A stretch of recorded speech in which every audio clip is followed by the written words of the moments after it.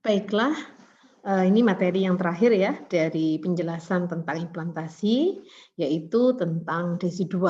Nah, DESI2 adalah bagian dari uterus ya, yaitu endometrium yang mengalami perubahan selama kehamilan, ini disebut sebagai DESI2. Dalam kehamilan, DESI2 dibagi menjadi 3, yaitu DESI2 basalis, DESI2 kapsularis, DESI2 parietalis, atau DESI2 vera. Nah, kita coba bahas dulu yang DESI2 basalis, dari asal kata basal atau yang menempel ya, dasar ya. Jadi ini adalah bagian, ini adalah sebenarnya ini semua adalah bagian dari endometrium. Nah, tadi endometrium yang berubah dalam kehamilan kan disebut sebagai DESI2.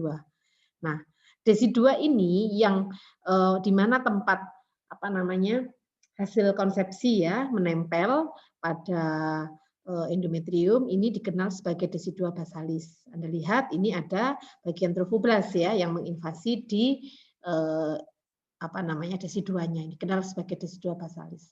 Kemudian ada bagian DESI2 yang terdapat antara bagian ini ya hasil konsepsi dengan kavum uteri. Yang putih-putih ini kavum uteri. Nah, ini dikenal sebagai DESI2 parietalis ya. Jadi DESI2 parietalis.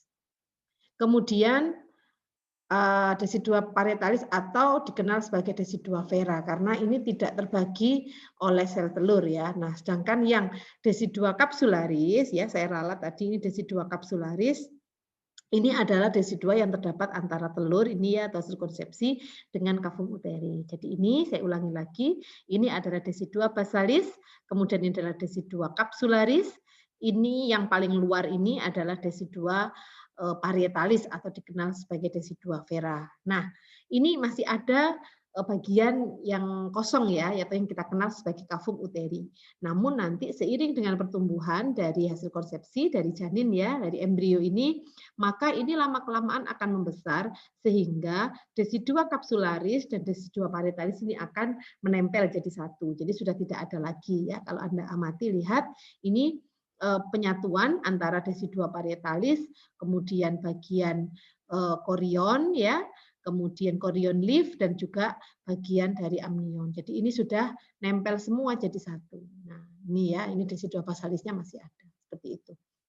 Nah, saya ingin menjelaskan ya kaitannya dengan mata kuliah ini, kaitannya dengan AIK atau Al-Islam Kemuhammadiyahan. Jadi sebenarnya dari semua penjelasan saya di awal itu ya sebenarnya sudah saya singgung ya terkait dengan integrasi antara materi keilmuan ya kebidanan ini dengan Al-Islam Kemuhammadiyahan ya. Terutama memang ini sangat spesifik pada proses apa namanya fertilisasi dan implantasi ini ya, proses kehamilan ya secara umum atau penciptaan manusia. Ini jadi ada di surat An-Nahl ayat 4 ya, di mana artinya ini dia telah menciptakan manusia dari mani, tiba-tiba ia menjadi pembantah yang nyata. Jadi pada ayat ini A'udzubillahi minasyaitonirrajim, khalaqal insana min nutfatin fa idza huwa khosirun mubin ya. Jadi pada ayat ini dijelaskan bahwa Allah menciptakan manusia itu dari nutfah. Nutfah itu air mani yang terkenal dalam kedokteran itu dikenal sebagai spermatozoa yang terdapat pada diri laki-laki dan ovum yang terdapat pada wanita. Ini di surat An-Nahl ayat 4. Kemudian ada juga di surat Al-Hajj ayat 5 ya, ini cukup panjang ayatnya. Ya saya singkat secara ini aja untuk artinya bahwa sesungguhnya kami telah menjadikan kamu dari tanah, kemudian dari tetes mani dan kemudian dari segumpal darah. Kemudian dari segumpal daging yang sempurna kejadiannya dan yang tidak sempurna. Artinya tidak sempurna itu berarti ada yang cacat ya, ada yang mengalami ketidaksempurnaan fisiknya. Agar kami jelaskan kepada kamu dan kami tetapkan dalam rahim apa yang kami kehendaki sampai waktu yang sudah ditentukan. Kemudian kami keluarkan kamu sebagai bayi. Nah, waktu yang ditentukan itu ya periode di mana janin itu normalnya berada dalam uterus ya, yaitu dalam periode 40 minggu ya atau 9 bulan. Sampai kemudian dikeluarkan sebagai bayi. Kemudian dengan berangsur-angsur tumbuh berkembang sampailah pada kedewasaan, dan di antara kamu ada yang diwafatkan dan ada pula di antara kamu yang dipanjangkan umurnya sampai pikun atau kehilangan ingatan, supaya kehilangan ingatan bukan gila ya tapi memori ya, jadi pikun sehingga dia tidak mengetahui lagi sesuatu pun yang dahulunya telah diketahuinya ya. Jadi ini yang dari surat Al-Hajj ayat 5.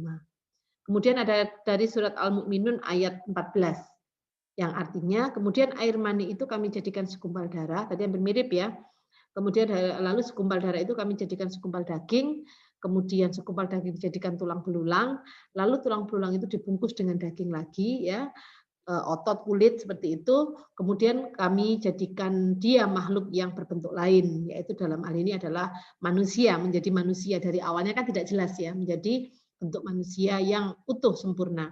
Maka Maha Suci Allah pencipta yang paling baik. Yang keempat, kaitannya dengan Aika, dengan penciptaan manusia, ini ada di surat Al-Ghafir ayat 67, yang artinya dialah yang menciptakan kamu dari tanah, kemudian dari setetes mani, sesudah itu dari segumpal darah, kemudian dilahirkan kamu sebagai seorang anak, kemudian kamu dibiarkan hidup, terus tumbuh, sampai pada masa dewasa, kemudian dibiarkan hidup lagi sampai tua. Di antara kamu ada yang diwafatkan sebelum itu, kami perbuat demikian supaya kamu sampai kepada ajal yang ditentukan dan supaya kamu memahaminya. Ya, ini sebenarnya ada banyak terkait dengan ayat-ayat di penciptaan ya. Nanti mungkin lebih spesifik detail terkait dengan AIK di pelajaran atau di mata kuliah AIK ya, mulai dari AIK 1 sampai AIK 4. Seperti itu. Baik, terima kasih untuk perhatiannya. Untuk sesi implantasi ini sudah selesai. Assalamualaikum warahmatullahi wabarakatuh.